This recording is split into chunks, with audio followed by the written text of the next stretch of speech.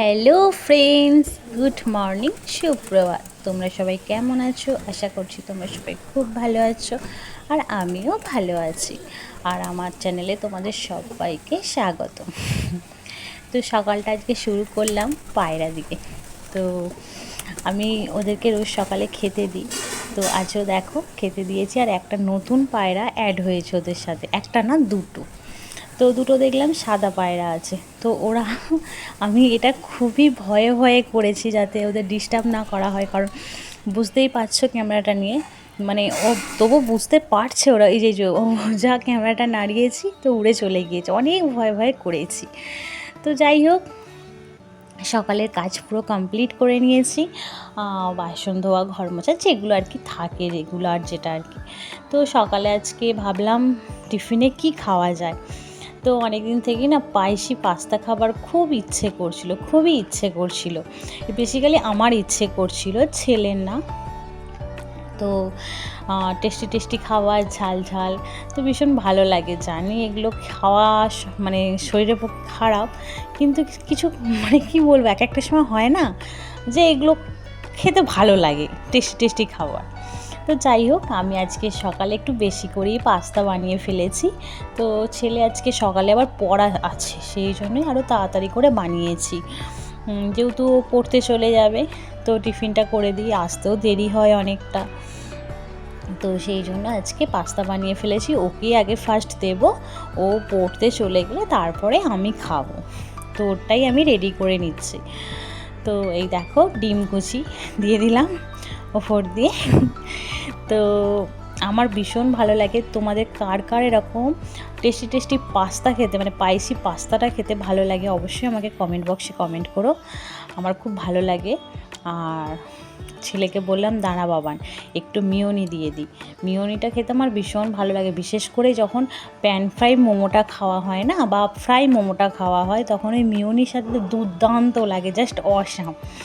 তো আমি তো, তোমরা সবাই জানো আমি একটু খাদ্যরসিক মানুষ, খেতে ভালোবাসি, সব কিছু খাই। আর তাই বলে দিলাম।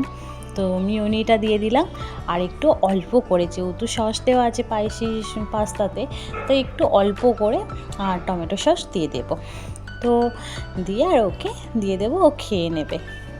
তো যাই হোক, সকালের ব্রেকফাস্টটা দেখে আজকে আমার মনটা ভীষণ হ্যাপি হয়ে গিয়েছে। কিন্তু রান্না আছে, আর এই যে গরমে রান্না করতে করতে না, মানে কি বলবো, পুরো স্নান হয়ে গিয়েছি। দেখো বন্ধুরা, ভীষণ কষ্ট হচ্ছে। আর এদিকে এই যে রান্না করছি, ওদিকে ভাত বসিয়ে দিয়েছি, তাই ভাবলাম তোমাদের সাথে শেয়ার করি। আর এই দেখো, ফ্রিজে একটু মাছের মাথা ছিল, বড়মশাই নিয়ে এসেছিলো, এটা কাতলা মাছের মাথা। তো আমি ভাবলাম কি করা যায় মাথাটাতে ডাল খেতে তো ভীষণ ভালো লাগে। তো আজকে ভাবলাম আর ডাল বানাবো না। তো কি বানাবো করে দেখলাম ফ্রিজে, কদিন আগে তোমাদের সাথে শেয়ার করেছিলাম, মানে শ্বশুরবাড়ি গিয়েছিলাম, তো সেখান থেকে শাশুড়ি মা, তো আমি শাক খেতে ভালোবাসি বলে না, অনেক রকম শাক পাঠিয়ে দিয়েছে। তো সেই শাক এখন আমার ফ্রিজে ছিল, পুঁই শাক। তো ওই একটু পুঁই শাক দিয়ে মাছের মাথা দিয়ে চচ্চড়ি করেছি। আর এই দেখো, এটা তোমরা চেনো কি? অবশ্যই চেনো, অনেকেই চেনো। এটা হচ্ছে অনেকে বিছে কলা বলে, বাট আমিও বিছে কলাই বলি। তোমরা কি বলে, মানে কি বলো, সেটা আমাকে অবশ্যই কমেন্ট করে জানিও। আমরা তো বিছে কলাই বলি। তো এই দেখো, এর বীজগুলো অনেক থাকে বলে এই কলার মধ্যে, তাই তো আমি বিছে কলা বলেই আমরা জানি। তো তোমরা কী বলে মানে কী নামে জানো, সেটা অবশ্যই আমাকে কমেন্ট করে বলো। তো যাই হোক, আর এই কলাগুলো আগে একটুখানি নুন আর হলুদ জলে ভাপিয়ে নিয়েছি, নইলে তো এই বীজগুলো বের করতে পারবো না। আর খেতে বসে যদি এই বীজগুলো না যদি পরিষ্কার করে নিই এখন রান্নার আগে, তো তখন খাওয়া যায় না। মানে তখন খেতে গেলে ভীষণ অসুবিধা হয়, মুখের মধ্যে বীজগুলো ভর্তি হয়ে যায়, খাওয়া যায় না।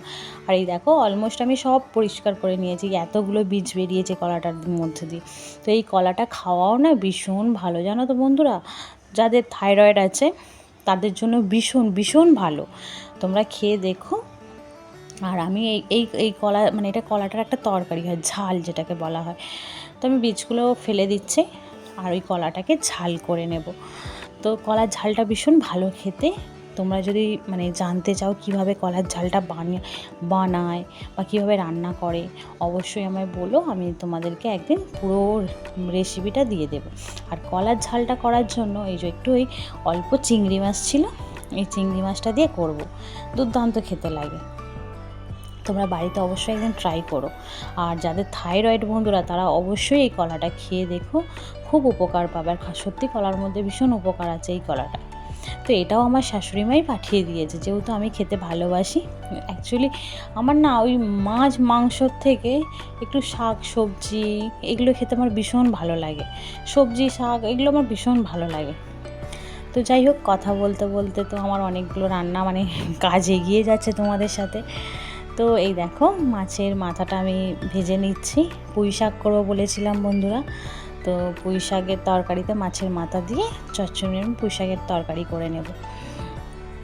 আর ওদিকে বিছে কলাটা আছে, ওই যেটাকে বললাম বিছে কলা, ওই বিছে কলাটা দিয়ে চিংড়ি মাছটা তরকারি হবে। আর কি রান্না করব ভাবছি। তো রোজের এই এক জ্বালা বলো বন্ধুরা, সকালে টিফিনে কি হবে, আর দুপুরে কি রান্না হবে, রাত্রে কি রান্না হবে, এই হয়েছে আমাদের এক হাউসওয়াইফদের জ্বালা। সত্যি কথা, মানে আমরা এটা নিয়ে পাগল হয়ে যাই যে এখন কি বানাবো, তখন কি বানাবো। আবার যদি তার মধ্যে থেকে একটু রান্না খারাপ হয়ে যায়, তার মধ্যে থেকে নানান কথা শোনায় বড়মশাইরা, হ্যাঁ, বাড়ির যারা আছে। তো যাই হোক, কি করা যাবে।